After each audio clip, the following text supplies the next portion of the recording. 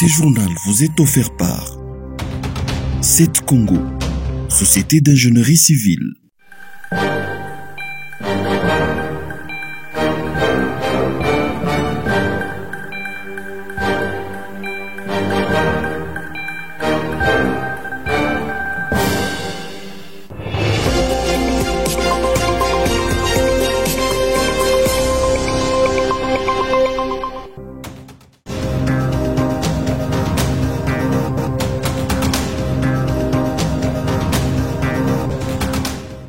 Le gouverneur de la province du Haut-Katanga, Jacques Kabula Katoué, a annoncé l'arrivée du président de la République, Félix Tshisekedi, à Lubumbashi dans les prochaines heures. Cette annonce a été faite ce mardi 18 juin lors d'une réunion avec les membres de l'Union sacrée au Katanga. Le numéro 1 de la province a procédé à la mise en place d'une équipe de mobilisation de l'accueil du chef de l'État.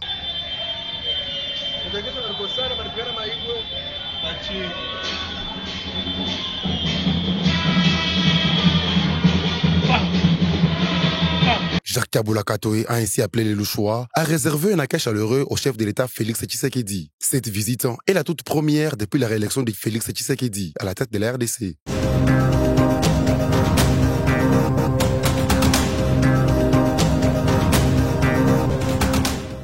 La ministre déléguée à l'environnement en charge de l'économie du climat a démissionné de son poste ce 18 juin. Au travers d'un communiqué de son directeur de cabinet, le chef de l'État a pris acte de cette décision. Le cabinet du chef de l'État indique que l'intéressé est déchargé de toutes ses fonctions et ne peut plus engager les gouvernements de la République. Madame Stéphanie Mbombo dit avoir démissionné pour des raisons personnelles.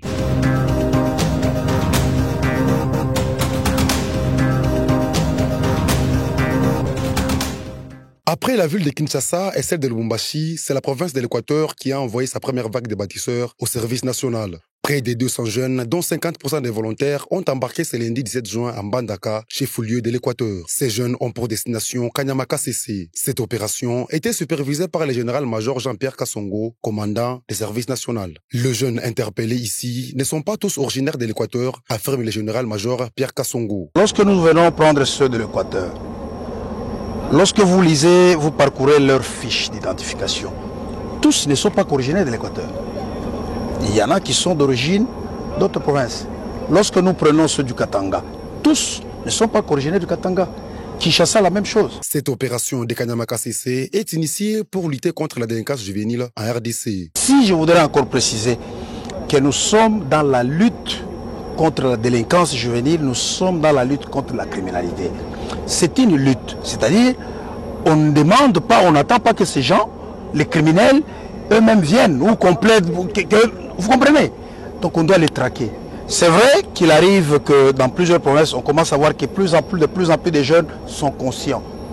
En dehors des criminels, en dehors des délinquants, il y a des jeunes volontaires qui s'adonnent. Le service national au Kanyamaka CC n'est pas un lieu de torture, mais plutôt un bon avenir pour les jeunes.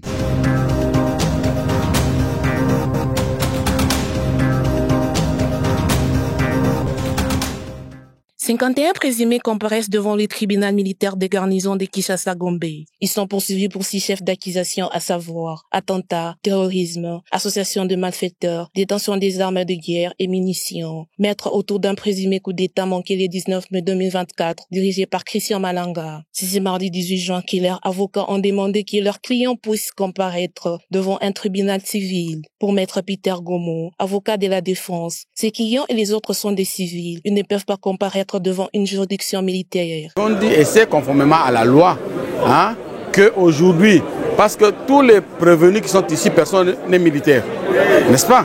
Il y a la loi que l'on a évoquée de 2017, l'article 115 du Code judiciaire militaire tel que modifié en 2017, qui dit que s'il y a un justiciable qui n'est pas de juridiction militaire, c'est la juridiction de droit commun qui doit être compétente. Vous voyez? Et ici, je dis, c'est pas parce qu'il y a des arbres comme ça, non, c'est la loi. Normalement, tous ceux qui sont ici doivent aller devant le juge naturel, qui est le juge civil, le tribunal de grande instance de Kinshasa-Gombe, qui doit en fait les juger.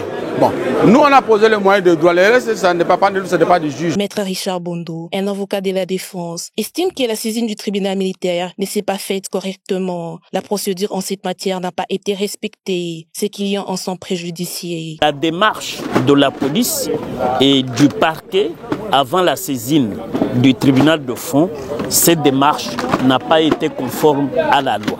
C'est ce que nous, on a démontré, mais le parquet, pour lui, tout ce que nous avons démontré ne tient pas la route.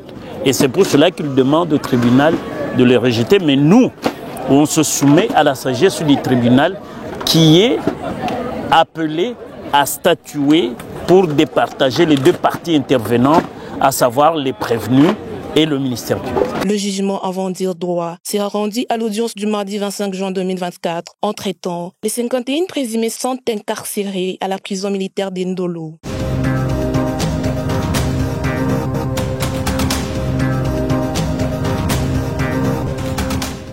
Josh Ntunda, maire intérimaire de la ville de Lubumbashi, a inspecté les lundis et mardis les travaux d'assainissement de la ville. Elle est notamment passée par la place de la gare, les ronds-points Carrefour, le marché rail, ainsi que l'arrêt aéroport. La maire intérimaire était accompagnée de plusieurs bénévoles, dont les Rastafari et les soldats du génie militaire. Ces groupes travaillent de concert avec la brigade d'assainissement de la capitale que préfère.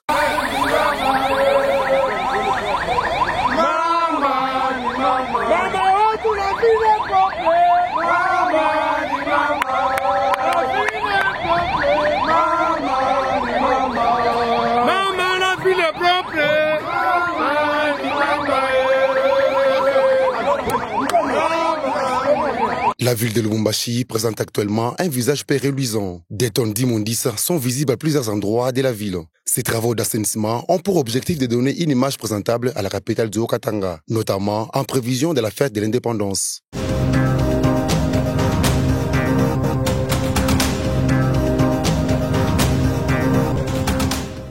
Une grippe saisonnière frappe la ville de Kinshasa et d'autres agglomérations de l'Est de la RDC. Cette maladie est apparue depuis la saison sèche, qui frappe cette partie du pays en ce mois de juin. Cette indisposition se caractérise par deux maux de tête, une toux sèche, un écoulement de nez, ainsi qu'une douleur à la gorge. À cause de cette maladie, plusieurs personnes ont du mal à vaquer à leur occupation quotidienne, comme Benny Apoket, qui est taximène. Cette grippe m'a terrassé. Le matin quand je me réveille, ça me donne la toux, les visages divisés en deux. Je me sens mal. Vers 13h, 14h, j'ai mal à la tête. J'ai pris l'antigrippal, mais ça m'aide juste pour quelques minutes. Et puis c'est revenu le soir. Je ne suis pas allé à l'hôpital. Je me disais que ça allait passer comme la saison dernière. Mais cette fois-ci, ça a beaucoup duré. Ces cordonniers indiquent que pendant la saison de pluie, il n'y a pas ce genre de maladie car il n'y a pas de poussière. C'est suite au changement de climat, parce que pendant la saison des pluies, il n'y a pas de grippe, il pleut et la terre est humide. Mais pendant la saison sèche, il y a trop de poussière qui s'élève quand les véhicules passent. Quand nous balayons les rues, il y a trop de poussière et c'est ce qui provoque la grippe. Je peux même passer une semaine grippée. Si un client arrive et que je suis grippé, je me retire un moment pour me soulager puis je me lave les mains. Le docteur Bobo Botala indique que la grippe est une infection virale qui peut causer une infection. Il faut définir qu'est-ce que c'est la grippe. La grippe, c'est une infection virale susceptible de causer une infection respiratoire aiguë, potentiellement mortelle pour certains. C'est-à-dire des personnes à haut risque. Nous avons des femmes enceintes, nous avons des enfants, nous avons des personnes âgées, des personnes souffrant de maladies chroniques. Alors, c'est pendant cette période ici, c'est-à-dire la saison sèche, que nous avons une prolifération accrue de virus. Comme nous le voyons régulièrement pendant cette saison, nous avons des personnes qui souffrent de la grippe, qui font la grippe. La propagation de la grippe envoie la proximité. La proximité et la promiscuité. Pendant la saison sèche, chez nous ici, il fait quand même frais, il fait froid. Les gens ont tendance de se regrouper ensemble. Or, la grippe peut se transmettre par des gouttelettes dans l'air. La personne qui a des bons temps éternue et peut facilement vous contaminer. Et cette personne qui a éternué utilise sa main pour éviter les éclaboussements. Mais il arrive à tenir le poignet. Et vous qui n'êtes pas contaminé en ce moment, vous venez tenir le poignet, vous êtes contaminé. Le médecin invite la population à observer des règles d'hygiène d'usage. Il n'y a pas d'antibiotiques qui tuent le virus. Mais néanmoins, nous savons qu'il y a un traitement symptomatique. C'est-à-dire, si vous êtes enrhumé, il y a le traitement nasal, nous allons donner des produits pour arrêter cet épuisement. Si vous toussez, il y a un antitussif qu'on peut donner. S'il y a la fièvre, on donne un antipyrétique. On peut donner des antibiotiques quand on suspecte qu'il y a une surinfection. Là, on peut donner quand même des antibiotiques. Mais en général, nous n'avons pas besoin d'antibiotiques pour traiter le gueux. C'est pratiquement une thérapie préventive et puis une thérapie médicale, c'est-à-dire symptomatique. Les personnes vulnérables sont de plus exposées.